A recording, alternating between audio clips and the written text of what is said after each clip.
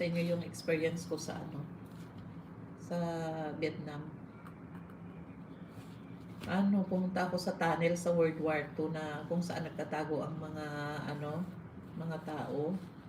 Grabe talaga pala sa loob, walang hangin, tapos madilim, maliit yung butas. Pero paano ka makasurvive, Inisip ko yung mga bata. Paano sila nagsasaing? Kasi pinasukan ko rin yun kaya magsasaing sila na walang usok.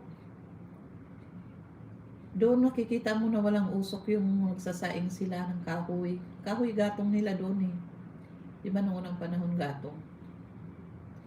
Tiningnan ko yung lahat doon. Yung mga na yun, mga lugar na yun na pinagtataguan. Kaya pala yung mga talaga, mga matatanda na galing ng World War II, naku, napaka-swerte nila talaga.